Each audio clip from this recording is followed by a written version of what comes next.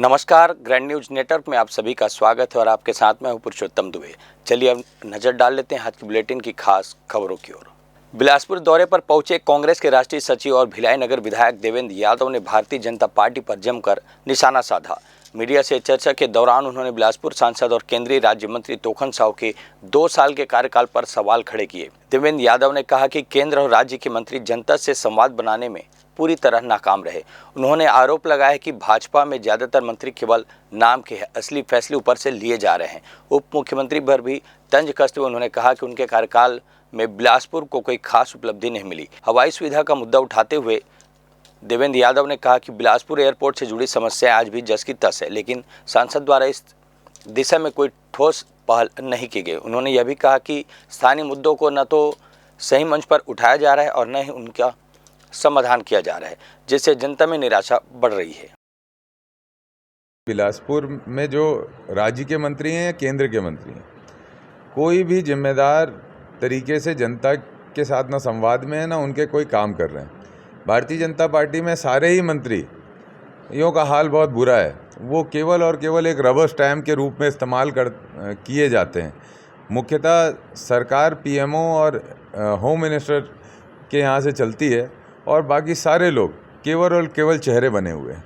आप अगर देखेंगे बिलासपुर में भी तो भले जो उप मुख्यमंत्री जी हैं उन्होंने भी उप मुख्यमंत्री बनने के बाद कोई उपलब्धि बिलासपुर के लिए नहीं जोड़ी है, ना ही केंद्रीय मंत्री साहब ने बिलासपुर की आवाज़ कहीं उठाई है। आप देखेंगे यहाँ पर जो हवाई समस्याएं हैं, मतलब जो हमारा यहाँ का एयरपोर्ट है उससे जुड़ी हुई समस्याएं जो है उसको लेकर कोई भी एक्टिविटी अभी तक सांसद जी द्वारा नहीं की गई है।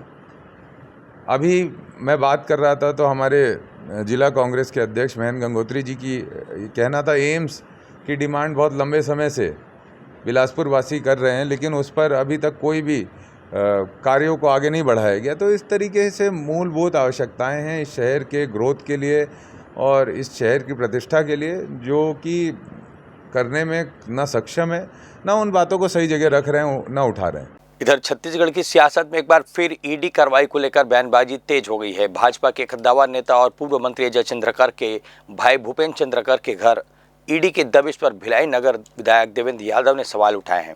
मीडिया से चर्चा के दौरान देवेंद्र यादव ने कहा कि अगर इस तरह की कार्रवाई हो रही है तो यह भी देखना जरूरी है कि इसके पीछे क्या कारण है। उन्होंने तंज कसते हुए कहा कि कहीं ऐसा तो नहीं कि जो लोग सरकार के खिलाफ जा रहे हैं या कोई नया गठबंधन बन रहा है, उसी डर की वजह से ईडी का इस्तेमाल किया जा रहा है। उन्होंने कहा कि एजेंसियों का इस्तेमाल निष्पक्ष होना चाहिए, नहीं तो जनता के बीच गलत संदेश जाता है और भरोसा कमज़ोर होता है। इस बारे में जानकारी नहीं है मुझे फ़िलहाल तो, लेकिन अगर आप ऐसा कह रहे हैं तो मुझे ये इस बात की सुगबुगाहट होती है। जो भी उनके खिलाफ़ जाते हैं तो उनके यहाँ ईडी सीबीआई पहुँचती है, तो ये जितने सियान पूर्व मंत्री हैं उन लोग कोई गठबंधन तो नहीं बना रहे हैं जिसके कारण डर के लिए ईडी भेजी जा रही है। बिलासपुर के कोटा थाना क्षेत्र स्थित एक प्राइवेट यूनिवर्सिटी के हॉस्टल से पिछले कई दिनों से लापता बी फार्मेसी 4th सेमेस्टर के छात्र रोहित कुमार को पुलिस ने सुरक्षित बरामद कर लिया है। वह बीते 7 मार्च से रस्म ढंग से गायब था, जिसकी तलाश में जुटी पुलिस टीम ने तकनीकी साक्ष्यों के आधार पर उसे नागपुर से खोज निकाला। पूछताछ में चौंकाने वाला खुलासा हुआ कि छात्र ऑनलाइन गेमिंग की बुरी लत का शिकार था और खेल में भारी भरकम कर्ज होने के कारण वह मानसिक दबाव में था। कर्जदाताओं और परिवार के डर से उसने खुद ही हॉस्टल छोड़ने की पूरी प्लानिंग की और बिना किसी को बताए शहर छोड़कर भाग गया था। पुलिस ने छात्र को वापस लाकर परिजनों को सौंप दिया और मामले में आगे की वैधानिक कार्रवाई की जा रही है। पिछले 1.5 महीने से लगातार पुलिस सारे अपने उपाय करके और अंततः उसे नागपुर से बरामद किया गया है। नागपुर में वो सिक्योरिटी कंपनी में काम कर रहा था और लगातार इसमें आरोप प्रत्यारोप लगाए जा रहे थे लड़के के घर वालों के द्वारा।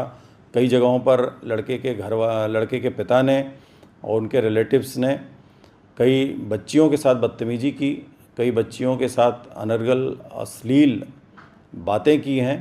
उसमें भी हम कार्रवाई कर रहे हैं उन बच्चों के रिपोर्ट पर। लेकिन ये जो लड़का गायब था ये ऑनलाइन गेमिंग में कई लोगों से इसने पैसे ले रखे थे और कई लोगों के पैसे इसने उधार वापस भी किए हैं और ढेर सारे अभी उधार बाकी था। इन्हीं सब कारणों से ये वहाँ से भाग गया था।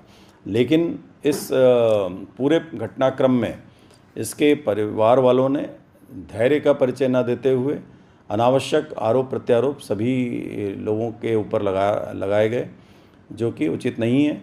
और इसमें यदि कोई एक्सटॉर्ट किया गया है किसी को, तो निश्चित रूप से उनकी रिपोर्ट पे उसके खिलाफ कार्रवाई भी की जाएगी। बिलासपुर के सकरी थाना क्षेत्र में आज एक तेज रफ्तार दमकल की गाड़ी अचानक अनियंत्रित होकर सड़क के बीचों बीच बने डिवाइडर से जोरदार तरीके से जा टकराई। टक्कर इतनी जबरदस्त थी कि दमकल के पीछे आ रही एक कार चालक भी संभल नहीं पाया और सीधे गाड़ी दमकल के पिछले हिस्से से जा भिड़ा।